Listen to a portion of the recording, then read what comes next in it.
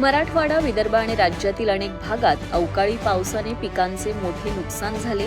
याचे सर्वेक्षण करण्याचे आदेश मुख्यमंत्री देवेंद्र फडणवीस यांनी दिले असून बाधित शेतकऱ्यांना नुकसान भरपाई देण्याचेही आदेश मुख्यमंत्र्यांनी मुख्य सचिवांना दिले आहेत, अशी माहिती मंत्री चंद्रशेखर बावनकुळे यांनी दिली आहे. अवकाळी पावसामुळे रब्बी हंगामातील ज्वारी, गहू, हरभरा, करडी, मका, उन्हाळी भुईमूग, कांदा तसेच द्राक्ष, आंबा, पपई, कलिंगड यांसारख्या फळबागांचेही मोठे नुकसान झाले.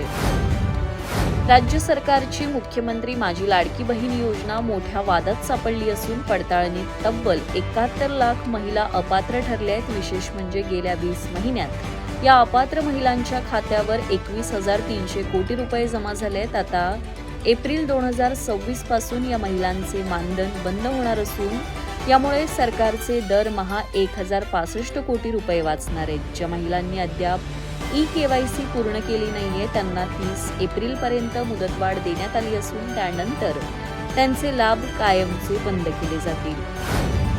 आम आदमी पार्टीने राज्यसभा खासदार राघव चड्डा यांच्यावर मोठी कारवाई करत त्यांना सभागृहातील उपनेतेपदावरून हटवले. त्यांच्या जागी आता अशोक मित्तल यांची नियुक्ती करण्यात आली असून चड्डा यांना पक्षाच्या कोट्यातून बोलण्यास वेळ देऊ नये असे पत्रही राज्यसभा सचिवालयाला दिले. पक्षाच्या धोरणांपासून दूर राहणं आणि महत्त्वाच्या मुद्द्यांवर बाळगलेले मौन यामुळे ही कारवाई झाल्याची चर्चा आहे. या निर्णयामुळे आपमधील अंतर्गत कलह आता चव्हाट्यावर आलाय.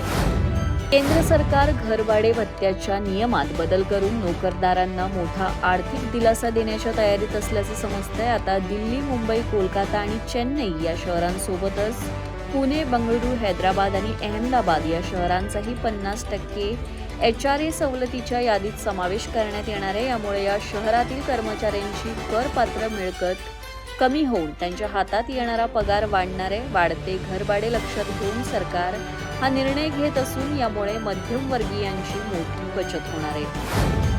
सामान्य जनतेच्या खिशाला महागाईची झळ बसणार असून दैनंदिन वापराच्या वस्तू महागण्याचे संकेत मिळाले आहेत. कच्च्या तेलाच्या वाढत्या किमती आणि रुपयाचे अवमूल्यन यामुळे FMCG कंपन्यांच्या उत्पादन खर्चात मोठी वाढ झाली आहे. परिणामी नवीन आर्थिक वर्षाच्या पहिल्या तिमाहीत साबण, खाद्यतेल, डिटर्जंट आणि पेंटच्या किमती 3 ते 4% वाढू शकतात.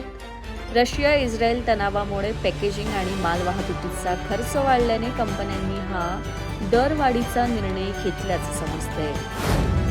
1 एप्रिल 2026 पासून देशात नवीन कामगार कायदा लागू होण्याची शक्यता असून नोकरदारांना मोठा दिलासा मिळालाय. आता ग्रॅज्युएटीसाठी 5 वर्ष वाट पाहावी लागणार नसून केवळ 1 वर्षाच्या सेवेनंतर कर्मचारी ग्रॅज्युएटीसाठी पात्र ठरतील. तसेच नोकरी सोडल्यास किंवा निवृत्त झाल्यास अवघ्या 2 दिवसात पूर्ण फायनल सेटलमेंट करणं कंपन्यांना बंधनकारक असेल. मात्र ही ग्रॅज्युएटी सवलत केवळ थेट कंपनीच्या करारावर असलेल्या कर्मचाऱ्यांसाठीच असून कंत्राटदारांमार्फतच्या कंत्राटी कामगारांना याचा लाभ मिळणार नाही अशी माहिती समोर येते.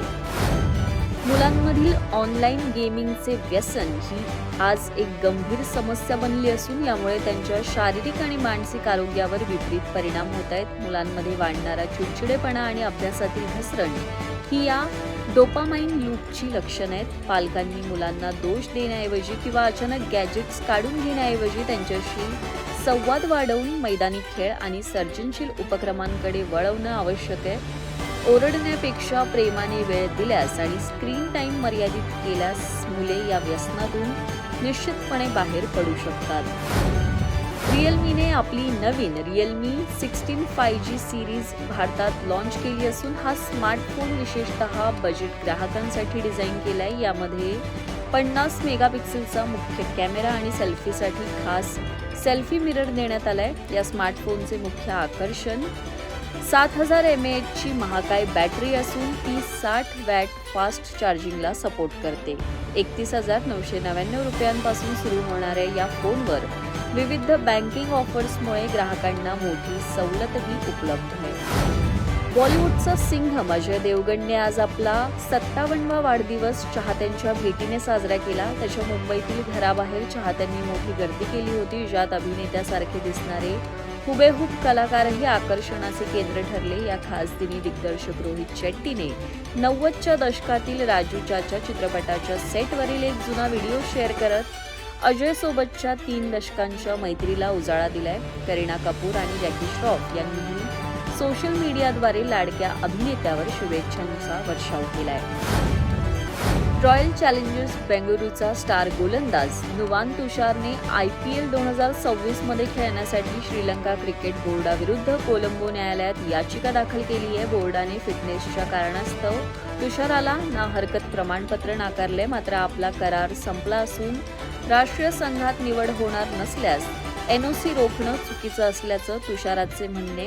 या निर्णयामुळे करिअर आणि कमाईवर परिणाम होत असल्याने त्याने तातडीने हस्तक्षेपाची मागणी केली असून या प्रकरणाची पुढील सुनावणी 9 एप्रिल रोजी होणार आहे.